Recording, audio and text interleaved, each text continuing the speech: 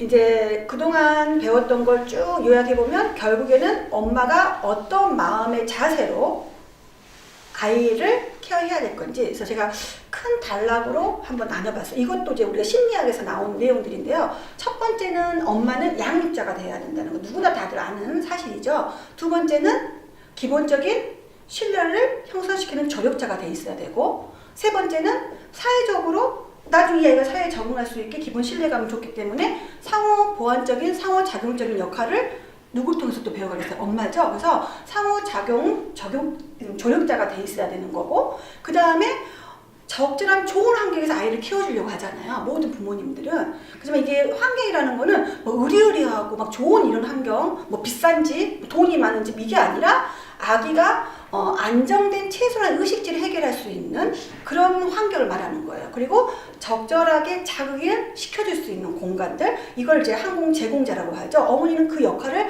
충분히 해줘야 되는 거고요. 그리고 아이가 컸을 때 무조건 자기가 원하는 걸 다 할 수 있는 게 아니라 어느 정도는 아이도 커가면서 본능적으로 되는 것과 안 되는 거를 가르쳐 줘야 되는 거예요. 무조건 운다고 해서 어때요? 너무 과잉보여야 한다거나, 그렇다고 너무 또 규칙적으로 해가지고 이거 안 돼! 막 가르친다거나, 이렇게 애기를 키울 수 없기 때문에 이거를 적절하게 조율할 수 있는 것.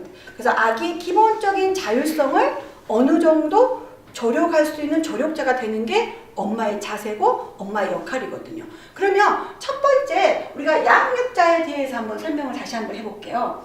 우리가 양육자라는 건 뭐냐면 교육을 시킬 수 있는 권한이 있는 사람을 말해요. 자, 우리가 교육자는 교육을 시킬 수 있는 사람이죠. 학교 선생님들, 뭐 교수. 그래서 혹시라도 어떤 분야에서 전문가가 있는 분들 우리가 선생님 호칭하는 거잖아요. 왜? 가르칠 수 있는 사람을 말하는 거죠, 교육자는. 근데 여기에서 엄마는 교육자라고 붙이지 않았어요. 양육자로 붙였어요. 그치만은 교육을 시킬 수 있는 사람이에요. 그게 뭐예요? 사랑을 주면서 교육을 시키는 사람이에요. 그러니까 실질적으로 교육자보다 누구의 효과가 더 크겠어요? 양육자 교육에 훨씬 더 먹혀 들어가겠죠. 그쵸? 사랑의 매 들어보셨어요? 옛날에 선생님들은 사랑의 매 굉장히 많이 때렸죠. 저도 사실 어렸을 때 많이 맞고 자랐고 부모님한테도 많이 맞고 자랐어요. 근데 지금은 매를 때리면 폭력이라고 하죠. 선생님들 매를 들 수 있어요, 없어요? 없어요. 왜 그럴까요? 가르치는 건데, 때리는 건데, 가르치고 옳고 그름을 알려주려고 때리는 건데 왜 안 될까? 사랑이 들어가지 않다고 생각하기 때문에 그러는 거예요. 어떤 교육자도 사랑이 들어가지 않다고 보기 때문에 폭력이라고 봐버리는 거예요. 근데 아무리 못난 엄마여도, 아무리 부족한 엄마여도 내 자식을 사랑하지는 않을 수는 없잖아요. 그죠? 그래서 내 자식한테 정말 사랑을 느끼는 감정 플러스 교육을 시킬 수 있는 사람은 어느 세상에 엄마밖에 없기 때문에 그거를 우리는 양육자로 해서 양육자의 교육이 최우선으로 보는 거죠. 세살버릇 8까지 간다는 이것도 결국 누구의 교육이에요? 부모, 엄마의 교육이죠.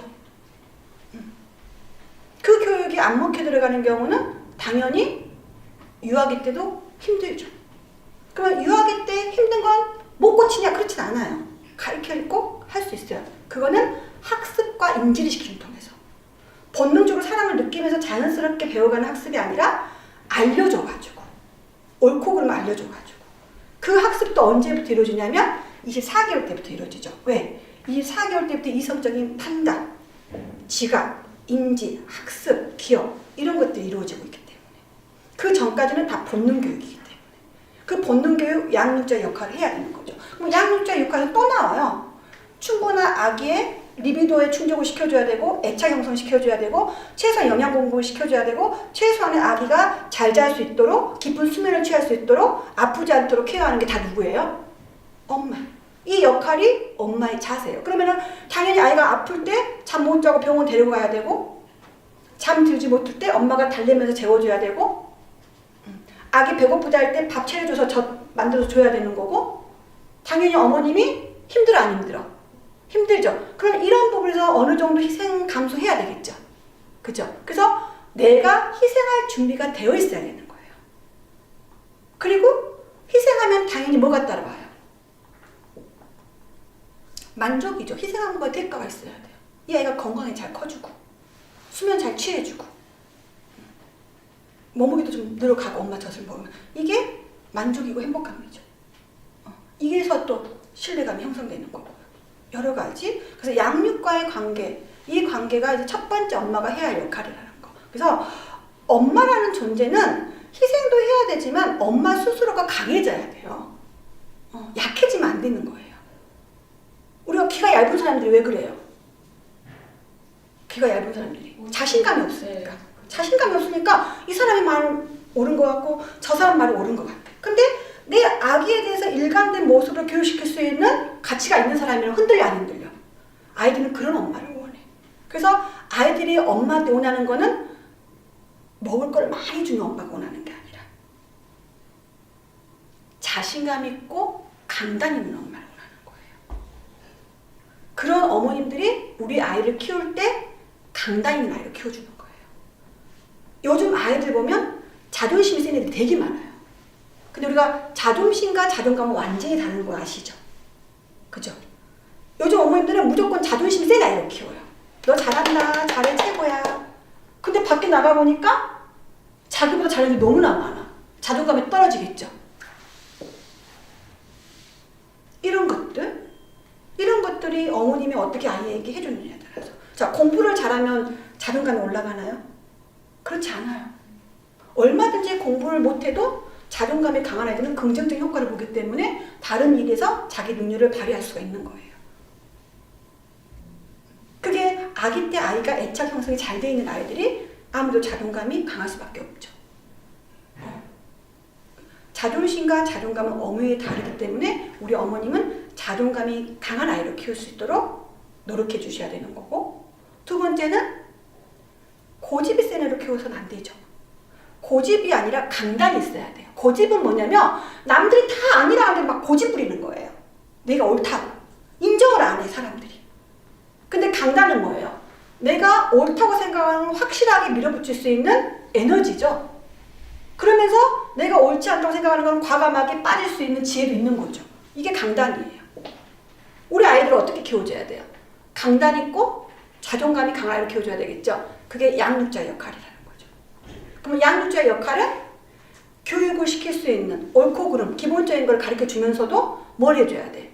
기본적인 신뢰를 주는 애정, 사랑, 안정감, 이런 것들을 채워줘야 된다는 거죠. 자, 두 번째 역할은 뭐라고 했어요? 기본 신뢰감 형성, 같이 연결되죠? 이런 것들이 기본적으로 엄마에 대한 존재, 아, 우리 엄마는 정말 강단 있는 사람이야? 정말 어느 정도 나를 위해서 희생해서 정말 고마우신 분이야? 믿고 따를 수밖에 없죠. 믿고 따르기 때문에 아이들도 자기가 성장해 가는 과정에서 내가 사랑받는 존재라고 느꼈기 때문에 어때요? 사랑을 주는 것도 배워가는 거예요. 사랑을 받지 못한 애들은 다시 사랑받는 걸 배워야 되기 때문에 주려고 하지 않아요. 근데 어렸을 때부터 사랑을 받는 아이들은 이미 내가 충분히 받았기 때문에 다른 걸 배워야 돼. 주는 걸 배워야 되는 거예요. 그게 엄마와 아이의 또 신뢰의 형성에, 그래서 어머님의 그런 조력자 역할이 얼마나 중요한지 또 이 단락에서도 우리가 알 필요가 있는 거고요. 자, 세 번째는, 자, 우리가 상호작용, 이제 여기가 지금 이제 조금 틀렸는데요. 세 번째 같은 경우는 사회적 상호작용자. 이게 뭐냐면 아기가 감각적으로 보이기 시작하는 시절부터 엄마를 조금 형태를 느끼는 게 저번 교육 때 최소한 5주, 6주 정도 옹알이, 그 다음에 뭐 약간 시신경 조금 형태가 보이는 시기, 요런 시기라겠죠? 그러면서 이제 엄마의 형태에서 약간 미소 띄는 모습. 그러니까 당연히 옹알이라든가 이런 놀이학습이 같이 이루어져야 되겠죠. 눈도 좀 잘 마주쳐주고. 그러면서 내가 뭔가 엄마랑 얘기했을 때 뭔가 교감이 되는 것 같고, 소통이 되는 것 같고, 이게 느끼면서 뭔가 사회성도 배워가고, 아, 내가 이렇게 했을 때 통하는구나. 아, 반응해주는구나. 이게 상호 보완적이잖아요. 근데 내가 막 웃어주는데 엄마가 아무 웃지도 않고 가만히 보고만 있어요. 아기가 막 울고 있는데 가만히 보고만 있어요. 이거는 상호작용이 안 되는 거죠. 그죠? 남편이 뭐라 했을 때 가만히 듣고만 있어요? 물론 듣는 자세도 필요해요. 그렇지만 다 듣는 다음에 또 내 생각을 표현할 수도 있어야 되는 거예요. 그래야 아, 저 사람이 내 말을 듣고 있구나 라고 인정을 하는 거죠. 근데 말도 안 하고 가만히 있으면 꼭 나는 무시한 것 같잖아요. 그쵸? 아이도 마찬가지. 아기도 막 엄마한테 엉엉 하면서 막 옹알이 하면서 뭔가 엄마가 보일 것 같고 안 보일 것 같고 막 이런 모습에서 상호 보완적으로 막 아이가 행동을 보여요. 그랬을 때 아기도 그런 반응을 받고 싶은 거겠죠. 그래서 아무래도 많이 옹알이에 대응해주고 거기에 맞춰서 행동도 많이 움직여주고 그게 이제 아기가 상호작용하면서 아, 내가 어떻게 표현했을 때 먹혀들어가고 있구나. 그러니까는 자기가 스스로 또 존중을 하죠. 아, 내가 가치 있는 사람이구나. 반응을 해주고 있기 때문에. 이게 이제 상호작용을 할 수 있는 조력자 역할도 엄마의 역할이 크다는 거고요. 또 다음은 우리가 이제 자율성 형성의 조력자라는 건 뭐냐면 아기들이 언제부터 자기 주장을 펼치는지 아세요? 어느 경우부터? 막 고집 부리고 막 아니라고 하고 막 화도 많이 내고 평상시보다 화도 많이 내고 말할 때 미운 내사 응. 의외로 되게 컸을 때 그럴 것 같죠? 생후 4개월만 되면 나타나요. 생후 4개월만 되면 생후 4개월만 되면 아기가 분노 같은 것도 더 강하게 나타나고 자기 주장이 강해져요. 이때 본능적으로 어머님이 조력을 잘 못해주게 되면은 나중에 이유식이 할 때 어떻게 돼요? 자기 주장대로 돌아다니면서 밥을 먹는 형태가 되는 거죠. 그래서 4개월 전까지는 기본적으로 웬만한 아이의 신경 반사가 다 만들어져요. 그리고 그 이후부터는 정말 실질적으로 아기들이 자기 감정을 제대로 표현하는 시기예요. 왜? 그 전에 느꼈던 거를 하나씩 이제 어때요? 써먹으려고 하는 거죠. 그래서 이때 아기가 고삐 뿌린 망아지처럼 고집 부리고, 그러니까 그때 시기 때 보면 이제 젖벼 먹는 엄마들도 아시겠지만 먹다가 갑자기 이쁘게 안 먹고 막 놀면서 먹으려고 한다거나, 또 젖 먹는 애들도 보면은 그때 먹다가 막 딴짓하면서 산만하게 먹는다거나 이런 모습들이 보이죠. 자기 주장이 강해지는 거예요. 이랬을 때 엄마가 아기의 이런 행동 발달을 어느 정도 자율성을 인정하되 적절하게 그거를 가지치게 할 수 있는 조력자가 돼야 된다는 소리예요. 무조건 그래 너는 아직 말도 못하고 아직 어리니까 그렇게 해도 돼 이게 아니라 4개월 정도부터 그런 모습이 나타나기 때문에 영아기 때부터 엄마가 그 자율성을 어느 정도 컨트롤할 수 있는, 제한할 수 있는 것들을 가르쳐줘야 된다는 거예요. 그런 부분에서 자율성을 조절하는 조력자가 되라는 의미예요. 이런 여러 가지 단계에서 엄마가 했던 과정, 이게 결국에는 아기가 처음에 원초적으로 받아들이는 교육인 거거든요. 자, 그러면 나머지는 또 이제 한 가지 제가 빠뜨린 게 있는데요. 그게 뭐냐면 환경 제공자. 아까 잠깐 얘기했죠. 그게 이제 어느 정도 가정적인 환경보다는 자극적인 환경을 얘기하는 걸 다시 한번 말씀을 드리고 싶고, 이거는 아무래도 집에 있는 것보다는 밖에 나가서 다양한 거를 경험하게 해주고, 여러 사람 표정과 여러 사람의 모습을 보여주게 해주고, 이게 환경 제공자예요.